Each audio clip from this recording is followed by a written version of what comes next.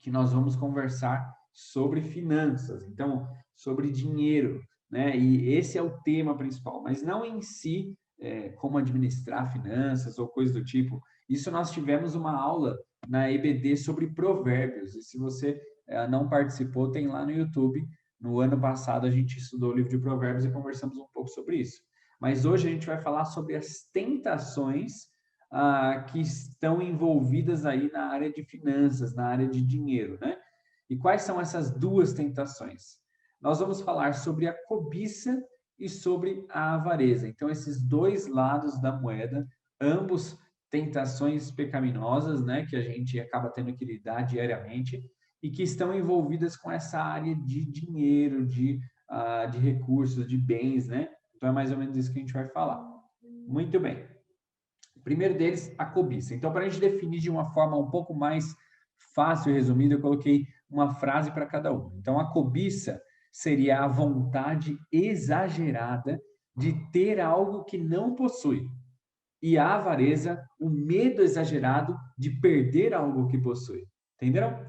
Então, a cobiça é aquela vontade exagerada de você ter alguma coisa que você não tem e, muito provavelmente, você cobiçar algo que já é de outra pessoa, ou seja, você passa na rua assim, você vê uma pessoa com um carrão e você ainda andando de ônibus e você pensa, poxa, mas eu queria tanto ter um carro. E aí, esse desejo de você ter um carro, ele não é pecaminoso em si. O desejo de ter uma coisa não é pecaminoso. O problema é quando começa a ser uma vontade exagerada e você começa a cobiçar e você cresce os olhos e você olha para aquele carro e você fica falando, nossa, como eu queria que isso fosse meu, eu devia ter esse carro, nossa, e aí você começa a se sentir mal e você começa o seu dia começa a ficar ruim porque você não consegue saciar aquele seu desejo. Você começa a dormir mal porque você não conseguiu comprar aquele carro.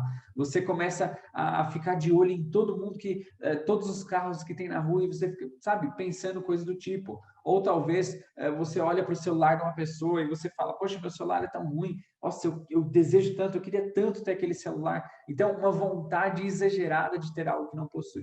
Então, eu gostaria de ressaltar aqui que a vontade, o desejo de ter algo em si não é o pecado, né? Por exemplo, o desejo de você arrumar um emprego, o desejo de você ter uma estabilidade financeira legal, de você ter os seus recursos, o desejo de um dia comprar uma casa, de comprar um carro, o desejo de um dia poder investir, o desejo de poder ter um celular melhor, uma TV melhor, roupas melhores, esse não é o problema em si. O problema é quando isso começa a virar ou uma vontade exagerada ou até mesmo uma cobiça no sentido de desejar aquilo que é do outro. E talvez pensar, nossa, eu merecia muito mais do que aquela pessoa, isso que ela tem, né? Então, essa seria a cobiça, essa vontade exagerada. Essa vontade exagerada, ela acaba atrapalhando o nosso dia a dia. Então, essa vontade, ela acaba, por exemplo, tirando a nossa paz, ela tira uma noite de sono nossa, ela talvez tire a nossa atenção para outras coisas do nosso dia a dia que a gente precisa cumprir responsabilidades e a gente fica só naquele desejo. Eu não sei se algum de vocês já passou por isso, mas talvez queriam muito alguma coisa e começaram a pesquisar na internet, coisa que você não queria ter, e começaram a pesquisar aí coisas assim que você não tem como comprar agora, e você ficou aí o dia inteiro olhando fotos, vídeos e pesquisando e desejando, e aí quando você viu, você nem mesmo cumpriu suas responsabilidades, de tanto tempo que você gastou ali desejando aquilo lá e gastando o seu dia, o seu coração, a sua mente em algo do tipo. Então, quando esses sentimentos nossos, eles passam a ser desequilibrados e começam a ser assim de forma exagerada, a gente já sabe que a gente está caindo nessa tentação da cobiça, né? Então, tira a nossa paz, tira uma noite de sono, destrói relacionamentos, né? Nos tira a atenção das nossas responsabilidades, enfim, tantas coisas que acabam sendo prejudicadas quando o nosso desejo desenfreado por algo começa a tomar conta. Observem que é muito parecido com o que acontece com as tentações sexuais. Desejos desenfreados do nosso coração, que a gente dá lugar para eles e a gente começa a levar eles do coração para a nossa mente e começa a nos rodear e esse pensamento não vai embora e a gente começa a agir de acordo com esses pensamentos, desejos desenfreados que a gente não consegue parar. Então, é mais ou menos essa definição de cobiça. Bom, avareza, o que seria essa avareza? O medo exagerado de perder algo que possui, ou seja, alguém tem os seus recursos, tem os seus bens, mas ela é tão assim apegada aos seus recursos que ela talvez vai dizer não para alguns relacionamentos, ela vai dizer não para talvez abençoar outras pessoas, ela vai dizer não para tantas outras coisas, vai dizer não até, por exemplo, em casos onde há algum irmão necessitado ou talvez algum projeto missionário que a gente precisa investir e talvez a pessoa fala, não, mas o dinheiro na minha conta é muito mais importante do que talvez reconstruir o telhado daquela igreja lá do missionário que foi destruído, algo do tipo. Então, quando o medo de eu perder aquilo que eu já consegui é tão grande que eu não ajo mais racionalmente. Eu não acabo não ofertando, eu acabo não ajudando as outras pessoas, eu acabo não abençoando o próximo, enfim, e fico com esse medo exagerado de perder o que eu possuo, né? Então, isso pode acabar prejudicando, como eu falei, relacionamentos, né? Às vezes, o próprio medo de acabar os seus bens, as suas coisas acabarem sendo um pouco prejudicadas, você até se afasta das outras pessoas. Então, a gente tem esses dois lados da moeda, né? A vontade exagerada de ter algo que você não possui e o medo exagerado de perder algo que possui. Vocês viram que eu usei a palavra exagerado nos dois, porque é ela que define essas duas atitudes, né? Eu tendo ou não tendo esse sentimento desequilibrado, exagerado, né? Muito maior do que necessário, é o que traz a todos nós a esse erro. Então, vamos partir do princípio de qual que seria o correto. Na cobiça, o que seria o correto? Eu posso desejar alguma coisa e trabalhar para conseguir isso? É claro que eu posso.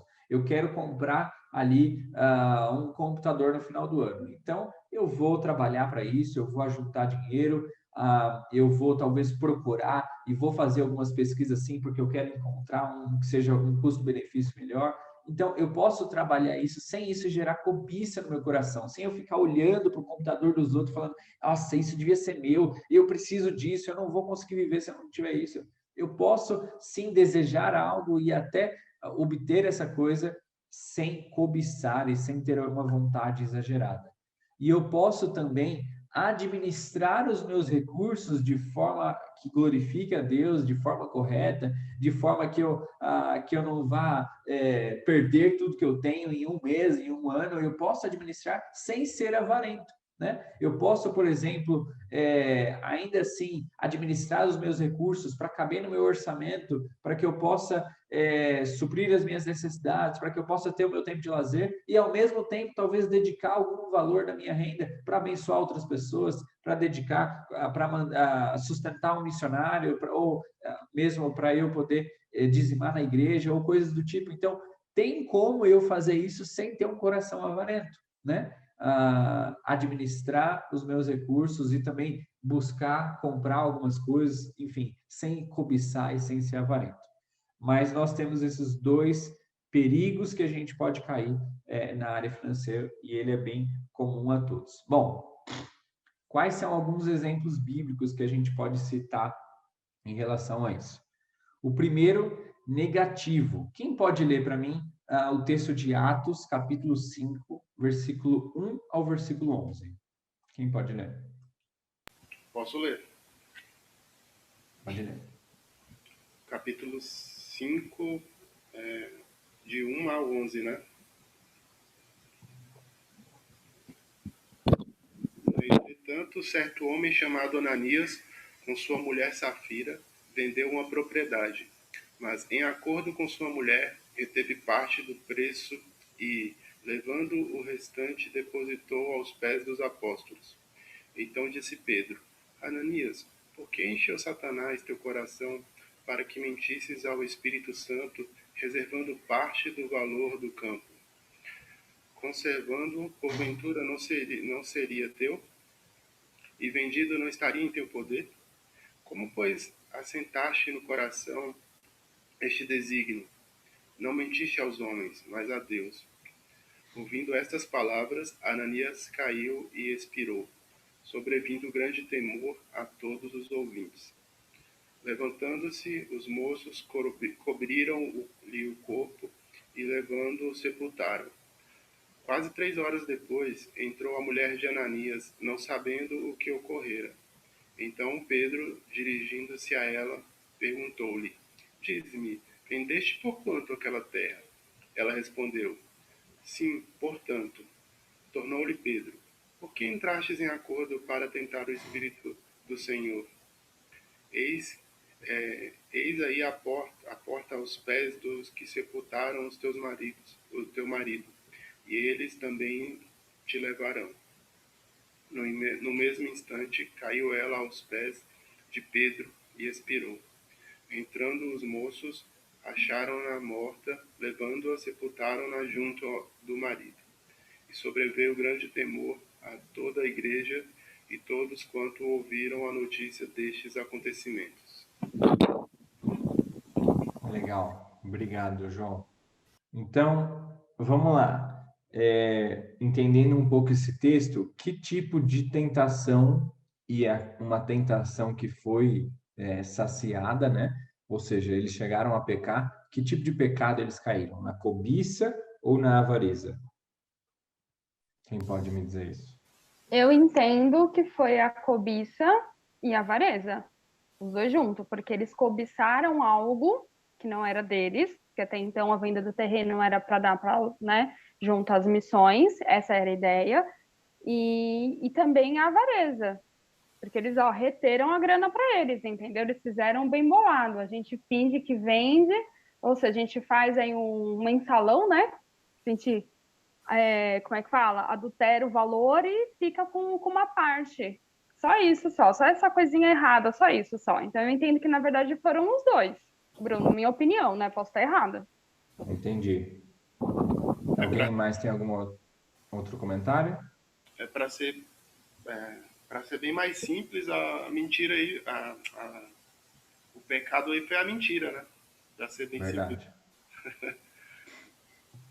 Exato. Bom, realmente, pode ser que eles tenham pecado aí em todos esses pecados, mas talvez eu creio que o mais forte tenha sido da avareza, porque por mais que eles não tinham dinheiro em espécie, aquele recurso já era deles no sentido da propriedade. Então, eles acabaram querendo manter aquilo que eles tinham, né? E fazendo exatamente isso aqui. Então, vamos lá, ó. Medo exagerado de perder algo que possui. Então, eles tinham esse recurso e eles quiseram pegar esse recurso para abençoar e para dar como oferta, né? Então, eles chegaram lá para ofertar, só que eles pensaram, não quero perder tudo isso. Então, eu vou pegar só metade e vou dizer que é tudo e vou dar esse recurso, mas eu não, eu vou manter para mim essa metade, né? E eles acabaram pecando em outro pecado, né? Que seria o da mentira, bem destacado aí pelo João, e acabaram pecando por causa disso, né? Então, talvez foi um apego demasiado a alguns recursos, né? Isso é comum de acontecer conosco? Talvez alguém aí gostaria de comentar sobre isso? Esse apego às finanças, apego ao dinheiro, talvez o que isso mostra? Realmente um medo, uma falta de confiança em Deus, um medo de talvez não conseguir de novo. Tipo, hoje eu tenho esse dinheiro, eu talvez vou ofertar ali, eu vou fazer alguma coisa, mas será que eu vou conseguir de novo? Alguém gostaria de comentar sobre isso? Eu vejo que pode ser esse medo de eu não conseguir novamente o dinheiro que eu tenho hoje, porque eu já passei por dificuldades no passado, mas eu também vejo que pode ser até uma forma de medo do desconhecido, porque existem pessoas que nasceram em situações mais privilegiadas, financeiramente falando, e Sim. que, por causa disso, têm medo de conhecer a pobreza. E por causa disso, elas se tornam avarentas, elas têm medo de perder o dinheiro, porque elas colocaram no dinheiro a identidade delas. E isso é um grande problema se você é cristão, com certeza. Exatamente.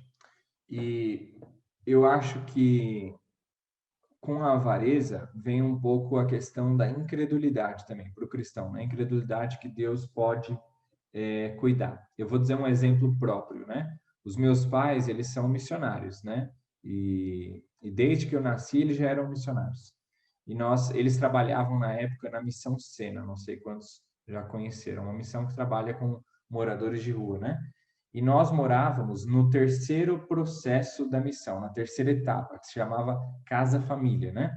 Nessa casa, moravam ali umas 20 ou 30 pessoas que tinham passado pela casa de recuperação, ou seja, pessoas que foram acolhidas ali da rua, ah, tomaram a decisão de ir para uma casa de recuperação, foram para essa casa de recuperação, moravam ali 1, 2 anos, se livravam daquela dependência da droga e tudo mais, da bebida, e aí iam morar nesse terceiro processo, que era a casa onde meus pais lideravam, que chamava Casa Família. Então, eu, desde que nasci, morei ali com 20, 30 pessoas na mesma casa, né? E meus pais ajudavam e pastoreavam e discipulavam essas pessoas para se reintegrarem na sociedade, né? Então, eu lembro dos meus pais ajudarem eles a arrumar emprego, a voltar a estudar, enfim. E a gente era como uma grande família. Então, é uma família bem peculiar, de 30 pessoas praticamente, né? E aí o que acontece? A gente passou por muitas dificuldades financeiras em muitos momentos, né? Então eu lembro de vezes onde a gente não tinha muitos recursos, não tinha muito o que comer, não tinha muita mistura. Lembro de alguns momentos a gente comer assim arroz com ketchup. Lembro da gente comer pão com manteiga na janta e passar por algumas dificuldades. Lembro de um dia em específico onde tinha acabado toda a despensa praticamente e a gente estava sem recursos, né, de alimento para alimentar aquelas 30 pessoas. E eu lembro que do nada chegou uma pessoa lá com um carro, não lembro, acho que foi uma Kombi, e trouxe tipo recursos e encheu aquela despensa, né? E com várias doações. E essa ocasião não foi uma vez só, foram várias vezes. Ou seja, várias vezes eu passei junto com os meus pais por períodos onde a gente não tinha muitos recursos, tanto financeiros quanto de comida ou algo do tipo, e Deus supriu e assim, na hora, não deixou faltar, sabe? Pessoas vinham, deixavam doações ou enviavam doações em dinheiro e a gente conseguia comprar todos os alimentos, enfim, tantas coisas que até me perdem na memória o tanto de experiências que eu passei com Deus suprindo, tipo assim, de forma radical, sabe?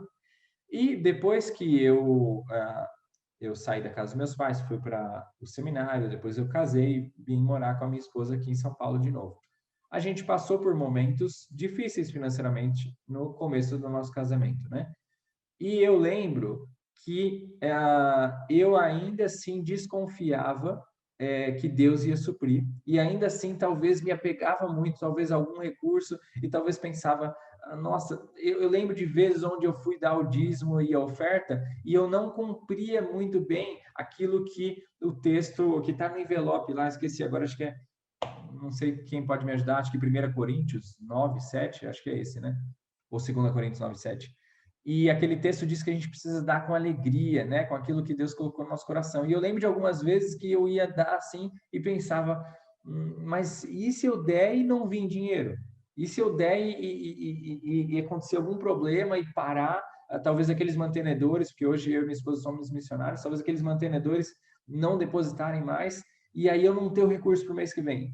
E depois eu comecei a pensar e lembrei do tanto de experiências que eu passei, que Deus abençoou e nunca deixou faltar.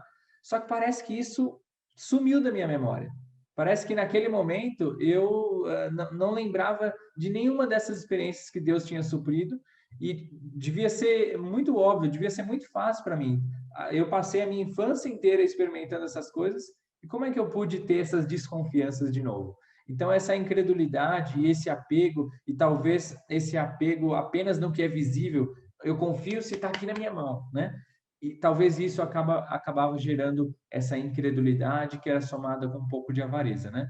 E isso teve que ser trabalhado no meu coração. Então, eu acho que a gente pode ligar esses dois pecados também, né?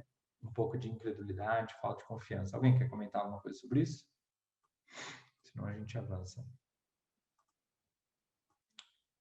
Muito bem. Falamos então de Ananias e Safira e de como eles se apegaram demais, né? Aquele medo desenfreado de perder aquilo que tem e por isso pecaram com a avareza, pelo menos, né? Mas também com alguns outros pecados. Temos também, antes de partir para o próximo aqui, eu acabei de lembrar, não estou lembrando o texto especificamente, mas de momentos, pensando num exemplo positivo, né? Vários momentos onde no Novo Testamento as igrejas foram desafiadas a ofertar para as outras igrejas. É uma coisa que era muito comum antigamente, que inclusive hoje não acontece muito, né? As igrejas se ajudarem, né? E isso acontecia muito ali no Novo Testamento. Então, uma igreja estava com dificuldade, aí Paulo e os outros apóstolos lá mandavam cartas falando, ó, tal igreja está com dificuldade, a gente precisa levantar sustento para eles, porque os irmãos lá, eles estão se juntando, mas eles não estão conseguindo, eles tiveram que vender as suas propriedades, estão com dificuldade financeira. E aí as outras igrejas, às vezes, repartiam seus recursos, mandavam para eles, vendiam algumas propriedades, enfim. Em Atos 2 a gente vê isso, né, bem forte, mas a gente vai ver alguns exemplos específicos, não que isso é uma doutrina ou algo do tipo, mas a gente vê o amor cristão ali em várias igrejas do Novo Testamento, ao repartirem e abençoarem o próximo, né? Então, talvez a gente pode ver um exemplo positivo em contraste com o pecado da avareza, né? Então, igrejas ali no Novo Testamento, não tendo medo de perder aquilo que possuem, mas ao contrário, utilizando os seus recursos para abençoar as outras pessoas. Ou seja, talvez olhando para os seus recursos pensando, foi Deus que me deu e Ele colocou nas minhas mãos para que eu possa administrar. E uma forma de administrar bem esses recursos é usando eles para abençoar outras pessoas, né?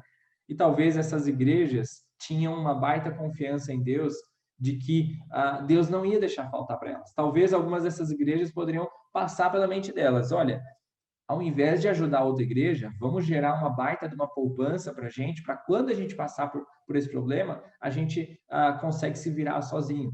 Mas não, eles tinham na mente deles, olha, vamos ajudar, vamos abençoar as outras igrejas, né? Deus vai suprir. Não que eu não possa administrar de forma boa os meus recursos e talvez até gerar uma poupança, mas diante de uma necessidade, a gente vai ver um texto sobre isso, diante de uma necessidade, eu não posso ser uma pessoa avarenta, né? Temos também o próprio exemplo de José. Então, José, ele estava ali em uma alta posição, né? José, ele lidava com muitos recursos como governador do Egito e ele tinha à sua disposição todos esses recursos e cabia a ele a decisão em relação a esses recursos, né? E a família dele veio com necessidade no capítulo 41 a 45. Ele poderia, talvez até por aquele sentimento de amargura que sondava o coração dele, ele poderia ter agido de uma forma diferente. Mas ele não só não teve essa amargura, como ele também não teve avareza, e ele abençoou os irmãos. Na verdade, ele, em conversas com o faraó, pôde abençoar ainda mais, né? E eles passaram a morar lá junto com ele, nas terras do Egito. Então, ele não teve um coração avarento, nem amargurado. Então, a gente pode aprender sobre isso também. Então, esse, talvez, de José e das igrejas ali no Novo Testamento, são exemplos positivos que a gente pode ter de dizer não para esses desejos desenfreados do nosso coração, de segurar aquilo que a gente já tem e de cobiçar aquilo que a gente não tem, né? Muito bem. Alguém tem mais algum exemplo que vocês lembram aí, seja no Antigo, seja no Novo Testamento, para compartilhar com a turma? Caso não, a gente avança então. O menino dos pães e peixes, né? Porque ninguém tinha nada para comer, ele era o único que tinha, e mesmo assim ele repartiu com todo mundo. É um exemplo muito legal, muito fofo. Ô Bruno, em relação à cobiça, eu estava pensando aqui, pode usar o exemplo de Judas também. Ele sempre, por exemplo, quando a mulher derramou, foi o perfume aos pés de Jesus, ele sempre falava, porque você não vendeu para os pobres. O outro exemplo também é quando ele vendeu a Cristo, né? Por dinheiro, por querer dinheiro, ele vendeu Jesus Cristo aos romanos. Gente, eu acho que o Bruno travou, mas daqui a pouco ele volta. Parte agora de falar dos versículos bíblicos, né, que falam sobre isso, sobre avareza e sobre cobiça. E aí, o próximo slide ia falar o que a Bíblia fala sobre a cobiça e a avareza. Em Êxodo 18:21 fala o seguinte: procura dentre o povo homens capazes, temente a Deus, homens de verdade, que aborreçam a avareza. Põe-nos sobre eles por chefes de 1000, chefes de... Ou seja, aqui no Pentateuco já começa a falar. Agora, em Isaías 32:7 diz o seguinte: também todas as armas do avarento são más. Ele maquina invenções malignas para destruir os mansos com palavras falsas, mesmo quando o pobre chega a falar retamente. Ou seja, o cara começa a deturpar tudo, né? Até a palavra de quem é reto, o cara começa a estragar isso também. É o extremo, né? Que o Bruno citou no início lá da aula. E em Lucas 12:15, diz o seguinte: então lhes recomendou: tende cuidado e guardai-vos de toda e qualquer avareza, porque a vida de um homem não consiste na abundância dos bens que ele possui. Então aqui Lucas já começa a retratar aqui também o que Jesus falou, né? De realmente a gente se guardar de toda e qualquer avareza, de todo e qualquer desejo desenfreado, né? E eu não sei, acho que o Bruno deve ter citado, né? O que é avareza, mas eu tinha pesquisado aqui também, ó, no Google, que diz o seguinte, que é avareza.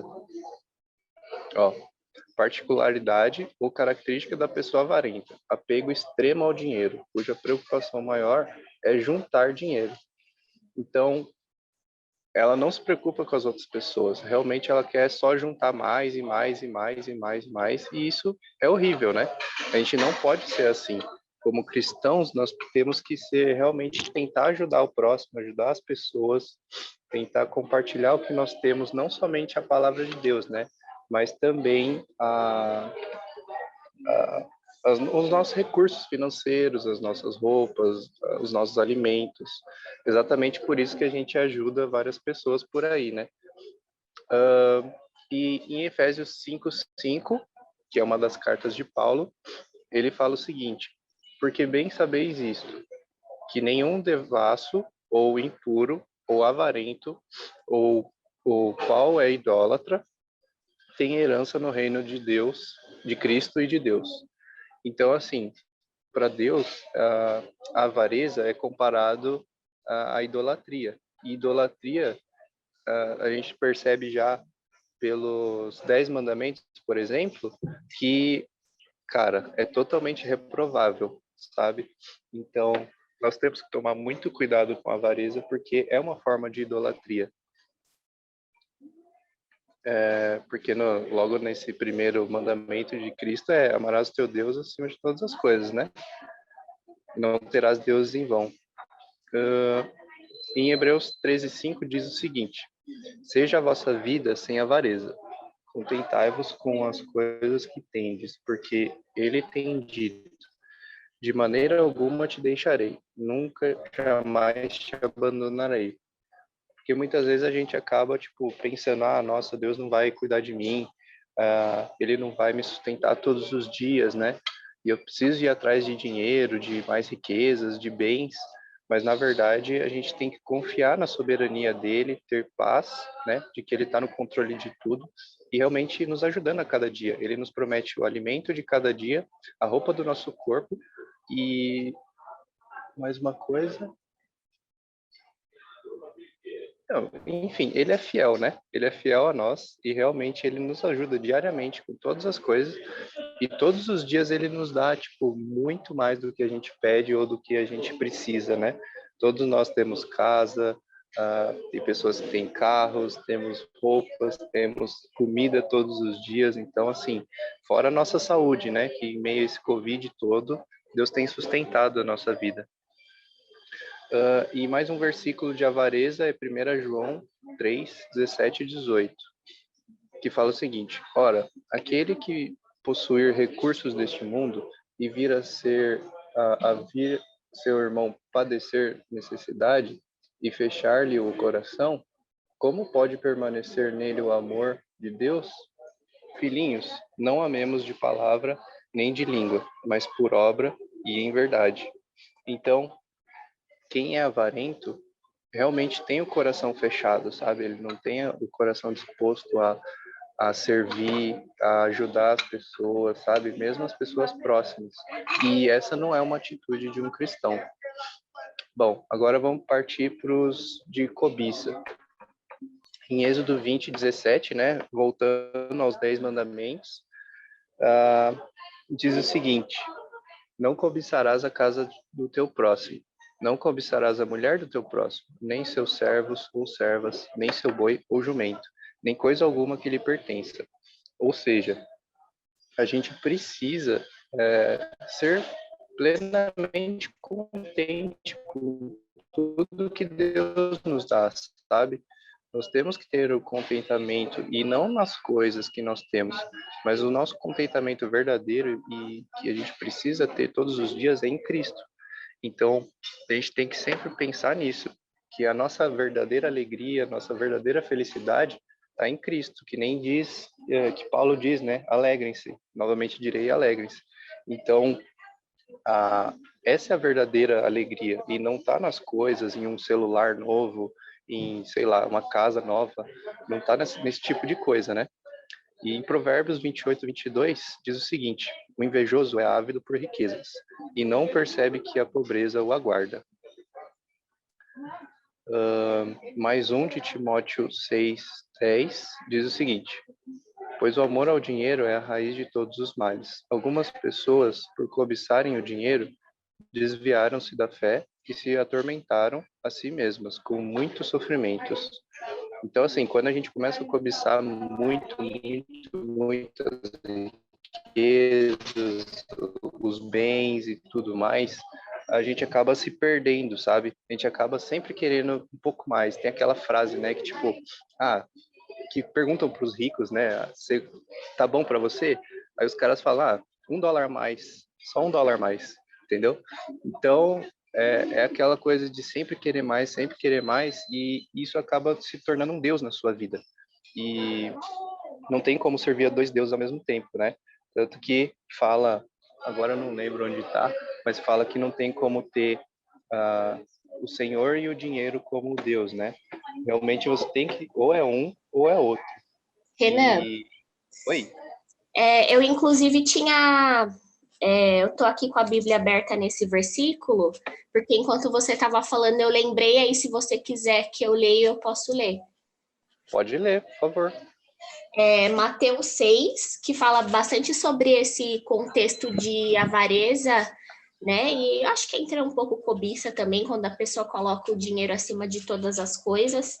Aí Mateus 6 começa no 19. Não ajuntem tesouros aqui na terra, onde as traças e a ferrugem os destroem, e onde ladrões arrombam casas e os furtam. Ajuntem seus tesouros, traças e ferrugem não destroem, e onde ladrões não arrombam nem furtam. Onde seu tesouro estiver, ali também estará o seu coração. Seus olhos são como uma lâmpada que ilumina todo o corpo. Quando os olhos são bons, todo o seu corpo se encherá de luz. Mas quando os olhos são maus, o corpo se enche de escuridão. E se a luz que há em vocês é, na verdade, escuridão, como é profunda essa escuridão? Ninguém pode servir a dois senhores, pois odiará um e amará o outro. Você se dedica a um e despreza o outro. Vocês não podem servir a Deus e ao dinheiro. Aí, ó, entra exatamente no que a gente estava falando. Obrigado, Fran. E que realmente não tem como a gente servir dois deuses, que realmente ou é Deus ou é o dinheiro, porque a gente sempre vai ser ganancioso e sempre vai querer mais coisas, sabe? E, na verdade, o nosso dinheiro, os nossos recursos financeiros, eles servem para ajudar o reino, né? Para expandir o reino, para ajudar pessoas necessitadas, para sustentar missionários, para sustento da igreja, para, né, ajudar a nossa família, os nossos irmãos em Cristo.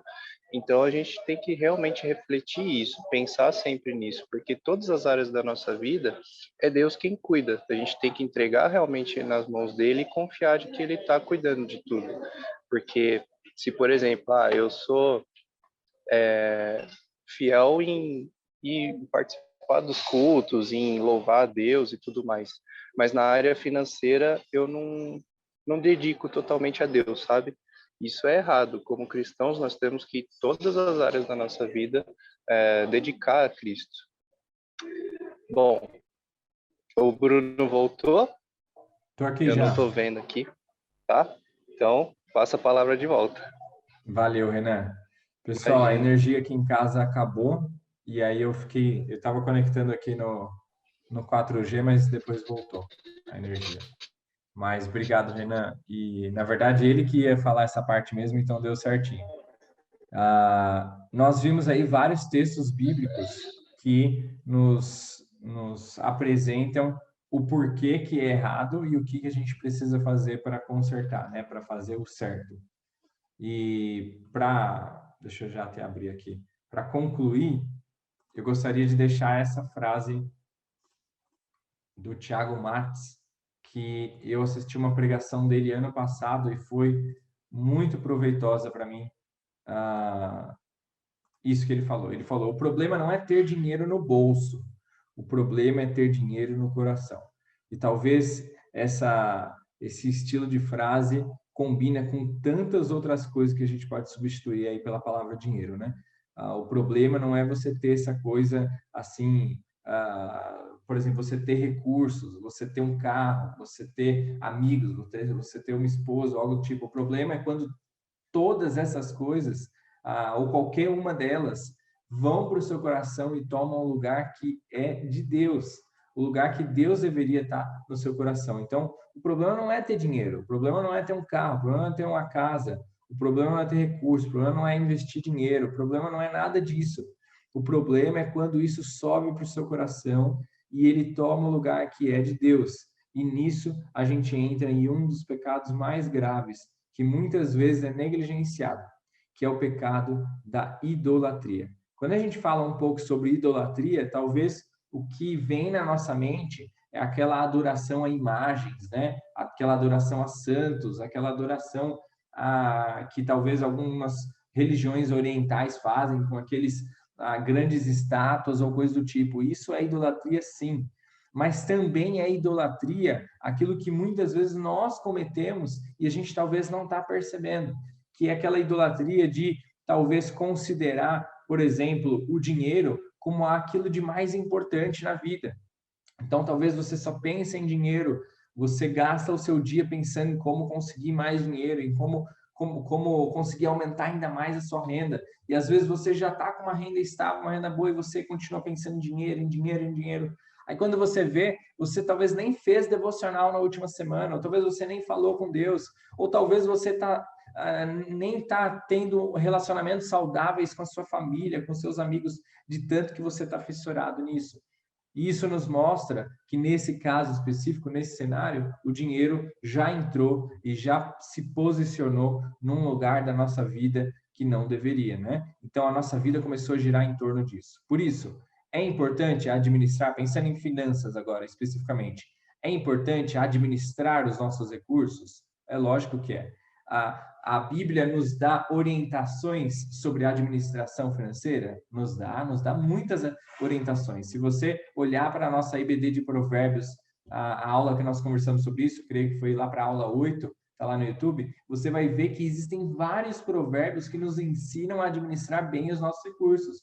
Existem lá provérbios que nos falam que eu preciso guardar para que eu não venha a ter falta depois. Existem provérbios que dizem que eu não posso ser impulsivo, que eu não posso sair assim gastando tudo, mas que eu tenho que pensar com muita sabedoria como usar os meus recursos. Então, a Bíblia ensina sobre administração. Então, a Bíblia ela não vai ficar assim, sem palavras nenhuma a respeito de finanças, a respeito de sexo, a respeito de tantos outros temas que a gente vai conversar. Mas a Bíblia sempre vai orientar, olha, você precisa lidar com essas coisas de forma bíblica. Você precisa lidar com isso com muito equilíbrio. Você não precisa se entregar totalmente ao sexo, ao dinheiro ou coisa do tipo e acabar pecando no processo. você precisa ser equilibrado, você precisa pensar de acordo com o padrão de Deus. Então, qual que é o padrão de Deus para o sexo? Ele é dentro do matrimônio. E mesmo dentro do matrimônio, também tem ali algumas orientações para que ele glorifique a Deus e não para que seja algo egoísta. Qual que é o padrão de Deus para finanças? Administrar de forma correta, não ser apegado às finanças assim de forma exagerada, não acabar caindo na avareza e na cobiça, usar esses recursos para abençoar também outras pessoas, para o avanço do reino de Deus, enfim, para ajudar os necessitados. Então, tem uma forma bíblica de eu reagir a todas essas áreas, né? Primeiramente, que a gente conversou, sexo e dinheiro. Mas talvez essa frase resumiria bem para a gente fechar, então. O problema não é ter dinheiro no bolso. O problema é ter dinheiro no coração. Então, que isso fique na mente de todos nós e que a gente não venha a cair nesse erro, né? Eu gosto muito desse texto e talvez ele combina muito com a conclusão, né? Pois o amor ao dinheiro é a raiz de todos os males. Algumas pessoas, por cobiçarem o dinheiro, desviaram-se da fé e se atormentaram a si mesmas com muitos sofrimentos.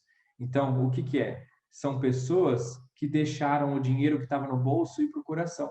E aí, por muito cobiçarem o dinheiro, às vezes essas pessoas que cobiçaram o dinheiro já até tinham dinheiro, mas cobiçaram mais. Eram avarentos com o dinheiro que tinham, cobiçavam o dinheiro que não tinham, porque deixaram esse dinheiro subir para o coração. E aí atormentaram a si mesmas com muitos sofrimentos. Então, quando a gente deixa os nossos desejos desenfreados serem satisfeitos, quando a gente deixa esses desejos invadirem o nosso coração e a gente passa o nosso dia pensando, meditando, maquinando e pensando em formas de satisfazer esses desejos, aí a gente já pecou faz tempo. Então, talvez esse é o grande perigo que a gente precisa se atentar. Amém?